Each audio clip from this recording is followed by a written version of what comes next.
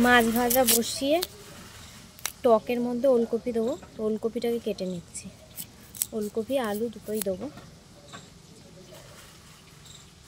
তো ওলকপিটাকে কেটে নিচ্ছি এখন আমি। খুব মোটাও না খুব পাতলাও না, ওলকপিটাকে কাটবে। আর টকে অনেকে ভাবছে টকে আবার ওলকপি, টকে ওলকপি, মূলো, হলো যে কুমড়ো, আলু এইসব দেওয়া যায়, খেতেও ভালো লাগে। আর এখানে হলো যে বেশিরভাগ হলো যে এই কলকাতা সাইডে চুনো মাছের টক এইসব খেতে পছন্দ করে, ছোট মাছের যে টক। কিন্তু পূর্ব মেদিনীপুরের সাইডে, মানে মেদিনীপুরের সাইডে ওইদিকে হলো বেশি বড় মাছেরই টক হয়। ছোট মাছের থেকে ওরা বড় মাছের টকটা পছন্দ করে, আর ছোট মাছের ঝালটা পছন্দ করে। ছোট মাছের টকও হয়, বেশি তেঁতুল দিয়ে পছন্দ করে।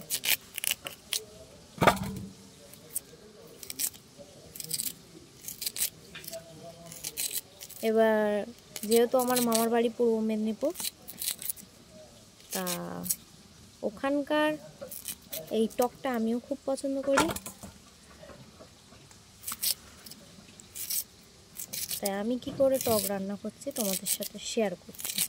ফুলকপিটা কেটে নিয়ে ফিরে আসছি।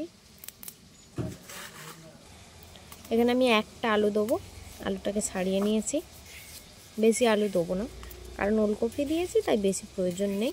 আর যদি না কোনো সবজি থাকতো তাহলে আলুটা একটু বেশি করে দেওয়া হতো। যাই হোক, আমার আলু আর ওলকপি দুটোই কাটা হয়ে গেছে।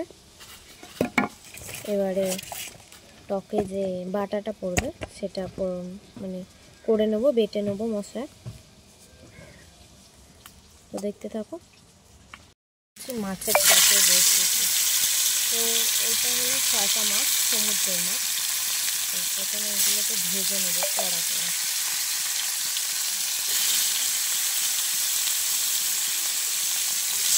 যেরকমভাবে মাছ তোমরা পছন্দ করো, মানে যদি হালকা পছন্দ করো হালকাভাবে ভাজবে, আর যদি কড়া করে পছন্দ করো তো কড়াভাবে ভাজবে। তো আমি কড়া করে পছন্দ করি, মাছগুলো ভেজে নিই, বাদ বাকি কী কী করতে হবে তোমাদের সাথে শেয়ার করছি।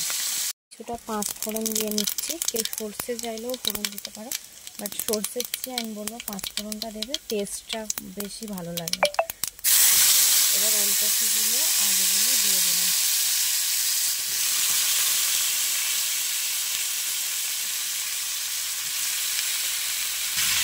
ওলকপি আলুটা যেন আস্তে আস্তে করে ভাজবে, যাতে ভাজতে ভাজতেই যেন সিদ্ধ হয়ে যায়। তো আমি এগুলো আস্তে আস্তে করে ভেজে নিচ্ছি, তারপরে দেখাচ্ছি, তোমরা দেখতে থাকো।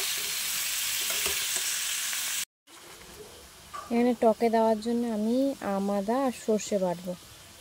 আমাদা অনেকে চেনো অনেকে চেনো না, আদার মতনই হয় এই আমাদা, আর আম স্মেল হয়, কিন্তু টক হয় না। এটা টক হয় ভেবো না, জাস্ট আম সেন্ট হয়।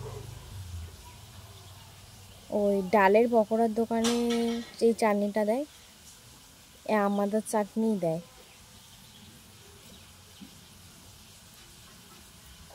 আমাদাটা ছাড়িয়ে ভালো করে ধুয়ে বাটবো।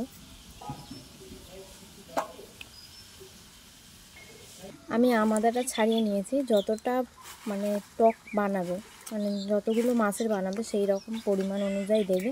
আমি ঠিক দেখিয়ে দিচ্ছি কেমন, মানে আমি কতটা দিচ্ছি, তোমরা ওইরকম আন্দাজ বুঝে দিও। এখানে আমি এতগুলো আমাদা নিয়েছি দেখতে পাচ্ছ, আর সর্ষে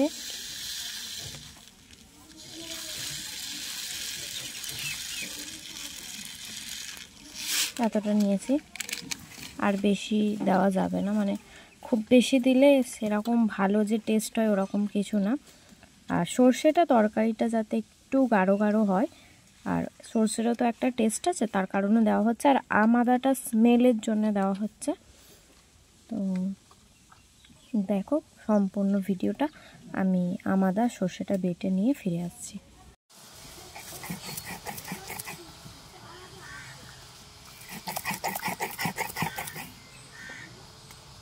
কালকে পড়তে ক্লাস করা দিলে আগে নিবেন বা ভিডিও করছি।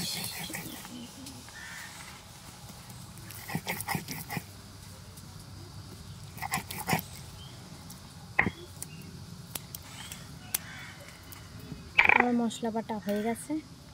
মশলা মানে সর্ষে আর আদা। এটা তুলে নিয়ে বাকি প্রসেসটা করব। দেখতে থাকো তোমরা ভিডিওটা।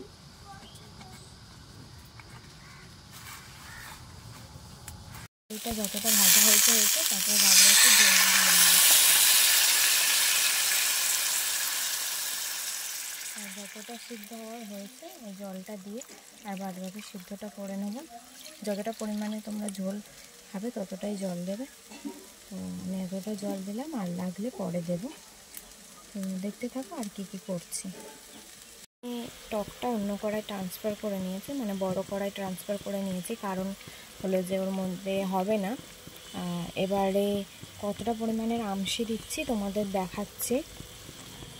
এখানে আমি এই একটা আর এটা হাফ, এই আমশিটা ভালো করে চটকে চটকে এর যে নখটা আছে এটা বের করে নেব। তারপরে হলো যে কড়াই দিয়ে দেবো। আর প্রথমেই এই টকটা দেবে না, কারণ হলো যে যতক্ষণ না হলো তোমার ওলকপি বা মানে যে কোনো সবজি সিদ্ধ না হবে, টকটা দিয়ে দিলেই কাঁচা থেকে যাবে, মানে কচকচ করবে, সিদ্ধ হবে না, ভালো লাগবে না খেতে। তো আমি টকটা দিয়ে দিই। তো দেখতে থাকো। আমি কাঁচা লঙ্কা আর হলো যে মাছ দিয়ে নিয়েছি, দেখতে পাচ্ছ, ভাবের কারণে তো হয়তো বুঝতে পারছো না।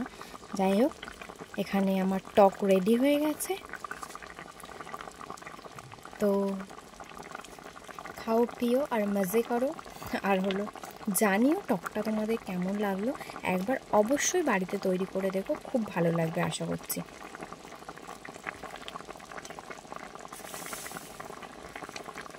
এর ভিডিওটা এই পর্যন্তই। সবাই ভালো থেকো, সুস্থ থেকো, সাবধানে থেকো। যারা যারা আমার চ্যানেলে নতুন তারা প্লিজ সাবস্ক্রাইব করে নিও, লাইক কমেন্ট শেয়ার করতে ভুলো না।